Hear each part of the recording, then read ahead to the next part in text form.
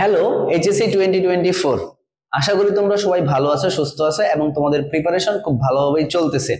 তোমাদের এই প্রিপারেশনটাকে সোজা করে দেওয়ার জন্য আজকে আমরা হাজির হয়েছি কেমিস্ট্রি ফার্স্ট পেপারের লাস্ট এবং ফাইনাল সাজেশন নিয়ে। এই সাজেশনটা তুমি যদি ফলো করো তাহলে তুমি দেখবা এখানে তোমার সব ধরনের সৃজনশীল প্রশ্ন কমন পাচ্ছ। হ্যাঁ, ক খ এর জন্য একটু তোমাকে হার্ডওয়ার্ক করাই লাগবে, এটা তোমাকে মানতেই হবে যে ক খ গুলো সবসময় একটু মানে হচ্ছে এই যে টপিক গুলো বলছি সেগুলোর মধ্যে আসে না। তবে সৃজনশীলের অর্থাৎ গ এবং ঘ নাম্বার যে প্রশ্নগুলো আছে তুমি আরামসে কমন পাবা। তো আমরা যদি দেখি এই অধ্যায়ের আমাদের যে বই আছে, এই বইয়ের কি কি অধ্যায় আছে। ফার্স্ট পেপারে গুণগত রসায়ন, মৌলের পর্যায়বৃত্ত ধর্ম, রাসায়নিক বন্ধন এবং কি অর্থনৈতিক রসায়ন, যেখানে তোমার প্রশ্ন আসবে কয়টা? 8টা। এর মানে প্রত্যেকটা অধ্যায় থেকে 2টা প্রশ্ন ফিক্সড। বাট অর্থনৈতিক রসায়নের একটাই মাত্র টপিক আছে, সুতরাং এখানে 2টা প্রশ্ন আসার সম্ভাবনা নাই, এখান থেকে একটাই আমার প্রশ্ন আসবে। তার মানে এই 3টা অধ্যায়ের মধ্যে এমন কোন একটা অধ্যায় আছে যেখান থেকে 3টা প্রশ্ন আসার সম্ভাবনা আছে। তো দেখা যাচ্ছে যে কোনো অধ্যায় থেকে 3টা, 2টা তো মাস্ট থাকবেই, 2টা তোমার মাস্ট সৃজনশীল তুমি পাবাই। এখন তোমার পরীক্ষায় কমন পাওয়ার জন্য তোমার হচ্ছে কি সব অধ্যায় পড়ার দরকার নাই। যাদের প্রিপারেশন ভালো তারা সব অধ্যায়ের প্রিপারেশন নাও, বাট যাদের মনে করো যে এখন অনেক গ্যাপ আছে তারা এখান থেকে 3টা অধ্যায় সিলেক্ট করো। আমি যদি বলি গুণগত রসায়ন, এখান থেকে 2টা প্রশ্ন আসবে। তোমার মৌলিক পর্যাবৃত্ত থেকে 2টাও আসতে পারে, 3টাও আসতে পারে। রাসায়নিক বন্ধন থেকে 2টা আসে, আর গুণগত রসায়ন থেকে সময় 3টাও আসতে পারে। তাহলে তুমি যদি আলটিমেটলি এই 2টা অধ্যায় এবং অর্থনৈতিক রসায়নটা পড়ে ফেলো তাহলে তোমার জন্য কি 5টা, অথবা কেউ এই 2টা অধ্যায় গুণগত রসায়ন এবং রাসায়নিক বন্ধনকে সিলেক্ট করতে পারো। তোমরা এখানে 3টা অধ্যায় সিলেক্ট করবা। আমি সবগুলোরই টপিক বলে দিচ্ছি, বাট তোমরা যাদের প্রিপারেশন একটু কম আছে বা অনেক গ্যাপ আছে তারা এই যে 4টা অধ্যায়ের মধ্যে যেগুলো 3টা অধ্যায় তোমরা কি করবা? সিলেক্ট করবা। প্রথমেই আসি আমরা গুণগত রসায়ন। গুণগত রসায়নে কি কি বলতে হবে? গুণগত রসায়ন এখান থেকে 2টা অথবা 3টা সিকিউ প্রশ্ন আসবে, ঠিক আছে। এর মধ্যে যদি আমরা 1 নাম্বার পয়েন্টে যাই, সেটা হচ্ছে পরমাণু মডেল প্লাস বর্ণালী। পরমাণু মডেল প্লাস বর্ণালী। এখন ধর এখান থেকে কিভাবে প্রশ্ন আসে, ওই যে সেম এরকম করে দিয়ে দিছে, ইলেকট্রন শক্তি স্তর ধাবান্তর করছে, তোমাকে এরপরে বললো কি যে পরমাণু মডেলের বোরের পরমাণু মডেলটি বর্ণনা করো, রাদারফোর্ডের পরমাণু মডেলটা বর্ণনা করো সীমাবদ্ধতা সহ, তারপরে 2টার মধ্যে কোনটা বেশি উন্নত বা পার্থক্য, সদৃশ্য, বৈসাদৃশ্য, এই প্রশ্নগুলো আসবে। তার সাথে বর্ণালী রিলেটেড যদি আমি প্রশ্ন বলি, এখান থেকে শোষিত শক্তি, বিকিরিত শক্তি নির্ণয়,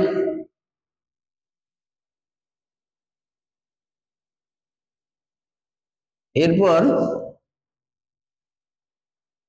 আমাদের তরঙ্গ দৈর্ঘ্য নির্ণয়, আলোর তরঙ্গ দৈর্ঘ্য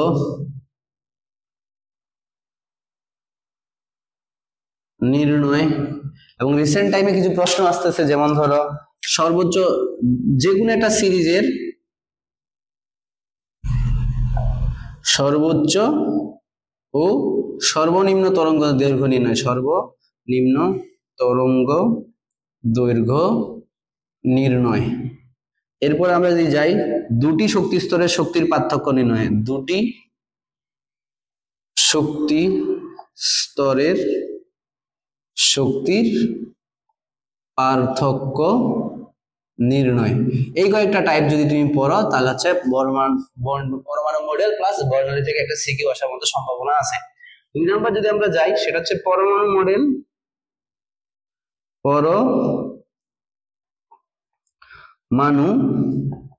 মডেল প্লাস কোয়ান্টাম সংখ্যা। কোয়ান্টাম সংখ্যা থেকে পরমাণু মডেল তো আগের মতোই, রাদারফোর্ডের পরমাণু মডেল বর্ণনা করো, বোর পরমাণু মডেল বর্ণনা করো, 2টার মধ্যে পার্থক্য, কোনটা বেশি উন্নত। আর কোয়ান্টাম সংখ্যা থেকে যদি আমরা প্রশ্ন বলি, এই যে টাইপের প্রশ্নগুলো আসে, যেমন ধরো এন, এল, এম এর মান ব্যবহার করে চতুর্থ অথবা তৃতীয় শক্তি স্তরের মোট অরবিটাল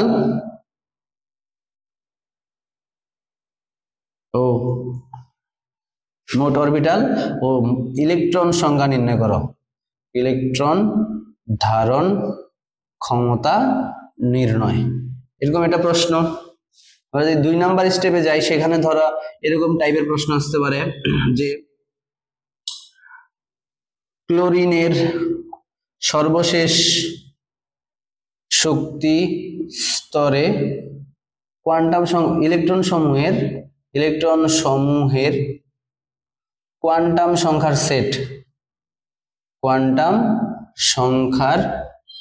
সেট নির্ণয় করো। তাহলে তোমাকে এখানে কি করতে হবে? কোয়ান্টাম সংখ্যার সেট নির্ণয় করা শিখতে হবে। এছাড়াও আমাদের পলির বর্জন নীতি থেকে প্রশ্ন আসতে পারে। কোথা থেকে? পলির বর্জন নীতি। যেমন ধরো যে একটা পরমাণু দিয়ে দিছে, এই পরমাণুতে 2টা ইলেকট্রন, এই 2টা ইলেকট্রনের মধ্যে পলির বর্জন নীতির প্রয়োগটা ব্যাখ্যা করো। তাহলে আমাদের পরমাণু মডেল প্লাস বর্ণালী এবং পরমাণু মডেল প্লাস কোয়ান্টাম সংখ্যা পড়লে এখান থেকে একটা সৃজনশীল আসার সম্ভাবনা আছে। এবার যদি আমরা যাই দ্বিতীয় সম্ভাবনা কোথায়, এবার যেটা যাবো সেটা হচ্ছে সময়ায়ন প্রভাব। 3 নম্বর পয়েন্টে যদি আমরা যাই, আগে দ্রাব্যতা লিখি, দ্রাব্যতা প্লাস দ্রাব্যতার গুণফল প্লাস সময়ায়ন প্রভাব, এই 3টা মিলায় একটা প্রশ্ন আসতে পারে। কি এই প্রশ্নগুলো তোমরা তো জানোই, এরকম করে 2টা পাত্র থাকবে, গ নম্বরে যে কোনো একটা পাত্রের দ্রাব্যতা নির্ণয় করতে বলবে বা দ্রাব্যতার গুণফল নির্ণয় করতে বলবে। আর ঘ নম্বরে প্রশ্ন যেটা আসে সেটা হচ্ছে কি রে, মিশ্রিত দ্রবণের অধক্ষেপ পড়বে কি না, এটা তুমি সার্বজনীন, এটা 100% তুমি ধরে রাখতে পারো। সেটা সার্বজনীন প্রশ্ন, যে কোনো পরীক্ষা এখান থেকে প্রশ্ন আসে। প্লাস যদি সময়ায়ন পড়ে, তাহলে সময়ায়ন প্রভাবে তার দ্রাব্যতা কতটুকু হ্রাস পায় সেটা নির্ণয় করা শিখতে হবে। কি আরেকটা প্রশ্ন আসতে পারে, সময়ায়নের প্রভাবে হ্রাসকৃত হ্রাস পাওয়া দ্রাব্যতা নির্ণয়। ঠিক আছে, সময়ায়ন প্রভাব, দ্রাব্যতার গুণফল যদি আমরা আসি, তাহলে এখান থেকে গয়ে পাবা তোমরা কি দ্রাব্যতার গুণফল নির্ণয়। এই টাইপের যদি তুমি 3 টাইপের ম্যাথ করো, তাহলে আশা করি এখান থেকে সময়ায়ন প্রভাব থেকে তুমি এবং দ্রাব্যতা থেকে তুমি প্রশ্ন কমন পাবা। ঠিক আছে, আমি আগে বলতেছি এটা 100% তুমি শিওর থাকো। এবারে যদি আমরা বলি 4 নম্বরে আছে আয়ন শনাক্তকরণ। এই আয়ন শনাক্তকরণের ক্ষেত্রে একটু জটিল, অনেক বিক্রিয়া মুখস্থ করার লাগে। তো তোমরা বেশিরভাগ দিকে নেগেটিভ আয়ন গুলো আছে, ঋণাত্মক আয়ন শনাক্তকরণ অংশটা বেশি করে পড়ে যাবা। ঠিক আছে, এই গুণগত রসায়নে যে এই 4টা টপিক তুমি পড়ো, তাহলে তোমার ক্লিয়ার। তাহলে পরমাণু মডেল প্লাস বর্ণালী, পরমাণু মডেল প্লাস সময়ায়ন কোয়ান্টাম সংখ্যা, দ্রাব্যতার গুণফল এবং সময়ায়ন প্রভাব, আর হচ্ছে কি আয়ন শনাক্তকরণ। এই 4টা টপিকের মধ্যে তুমি 2টা অথবা 3টা সৃজনশীল প্রশ্ন কমন পাবা। এবারে চলে যাচ্ছে আমরা কোথায়, মৌলের পর্যায়বৃত্ত ধর্ম। মৌলের পর্যায়বৃত্ত ধর্ম থেকে সব থেকে বেশি সম্ভাবনা আছে 3টা প্রশ্ন আসার। কয়টা প্রশ্ন আসে? 3টা। তাহলে আমরা লিখতে পারি মৌলের পর্যায়বৃত্ত ধর্ম,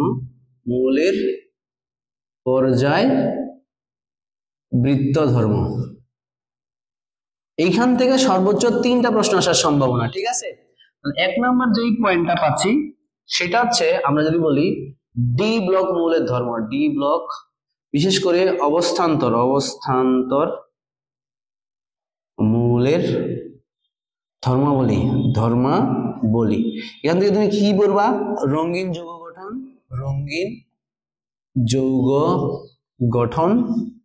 2 নম্বর হচ্ছে জটিল যৌগ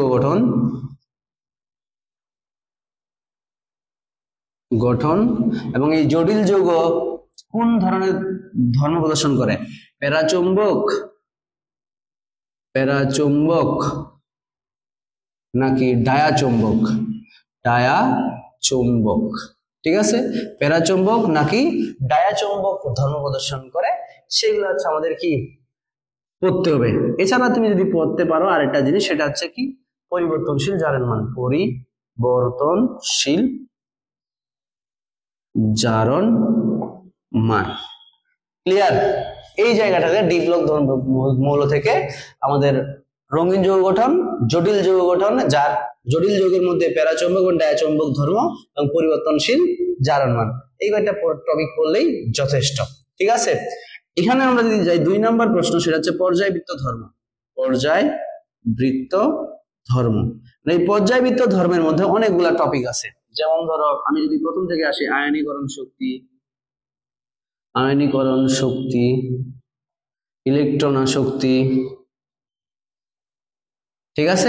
তারপর হচ্ছে আমাদের তড়িৎ ঋণাত্মকতা, তড়িৎ ঋণাত্মকতা, মৌলের অক্সাইড ধর্ম, মৌলের অক্সাইড ধর্ম, দেন হচ্ছে আমাদের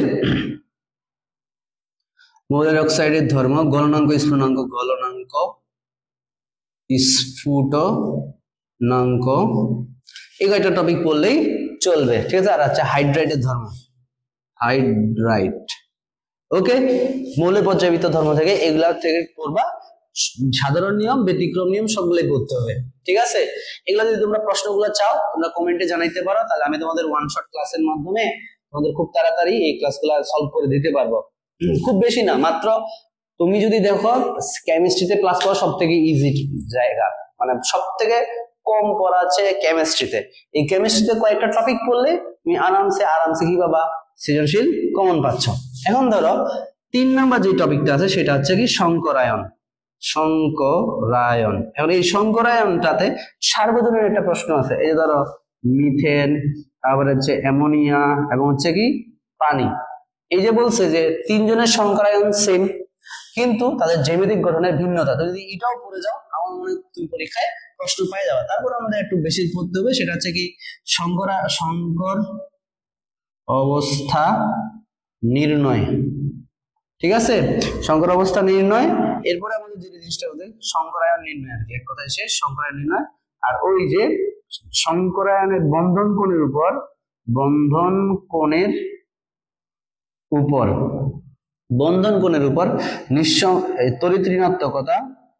তড়িৎ ঋণাত্মকতা ও নিঃসঙ্গ ইলেকট্রন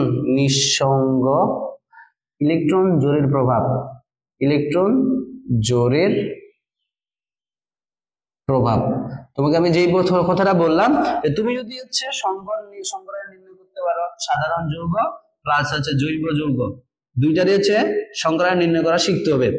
সংকর অবস্থা নির্ণয় করার ক্ষেত্রে বন্ধন কোণের উপর তড়িৎ ঋণাত্মকতার প্রভাব এবং ইলেকট্রন জোরের প্রভাব, নিঃসঙ্গ, এইটা বেশি করে পড়বা। এই যে প্রশ্নটা বলে দিলাম, মিথেন, অ্যামোনিয়া এবং কি পানি, তিনটাতেই একই ধরনের সংকরায়ন আছে কি sp3, কিন্তু তাদের জ্যামিতিক গঠন এবং তাদের বন্ধন কোণ ভিন্ন হওয়ার কারণ ব্যাখ্যা করো। ঠিক আছে, গ নম্বরে তোমাকে দিয়ে দিল মিথেন অণুর সংকরায়ন নির্ণয় করো, বা অ্যামোনিয়া অণুর সংকরায়ন নির্ণয় করো, বা পানির অণুর সংকরায়ন নির্ণয় করো। আর ঘ নম্বরে তোমাকে দিবে কি তিনটার সংকরায়ন সেম হওয়া সত্ত্বেও কেন হচ্ছে আমাদের এখানে জ্যামিতিক গঠন এবং বন্ধন কোণে ভিন্নতা পাওয়া যায়। এর সাথে তুমি একটা পড়তে পারো হাইড্রোজেন বন্ধন, তার হচ্ছে প্রকারভেদ প্লাস তার হচ্ছে কি গুরুত্ব। একটা প্রশ্ন আছে না, H2S সাধারণ তাপমাত্রায় তরল হলেও গ্যাসীয় হলেও আমাদের H2O কেন তরল হয় সাধারণ তাপমাত্রায়? এই টাইপের প্রশ্নগুলো পড়লেই আমাদের এখান থেকে 3টা সৃজনশীল প্রশ্ন। তাহলে তোমাদের কাছে একদম হাতে গোনা 1 2 3টা মেইন পয়েন্ট, এই 3টা পয়েন্ট বা 3টা টপিক পড়লেই তোমার কি গুণগত রসায়নের মধ্যে তুমি 3টা সৃজনশীল কমন পাই যাচ্ছ। এবারে যদি আমরা যাই কোথায়, এবার চলে যাচ্ছে আমরা কি রাসায়নিক পরিবর্তন। এটা রাসায়নিক বন্ধন না, পরিবর্তন। ঠিক আছে, রাসায়নিক পরিবর্তন।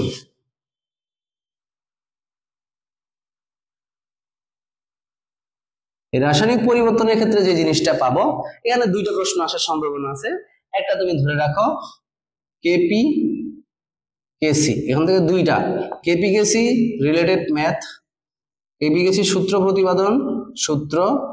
প্রতিপাদন এবং কেপি কেসি রিলেটেড ম্যাথ।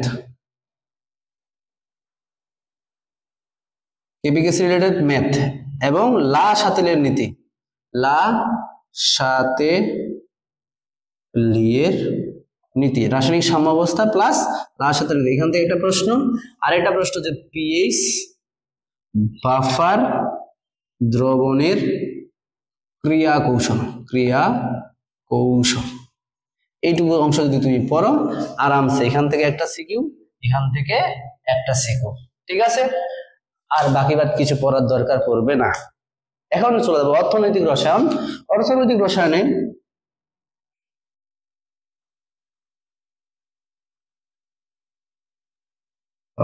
রসায়নে শুধুমাত্র একটাই হচ্ছে, সেটা হচ্ছে ভিনেগার তৈরি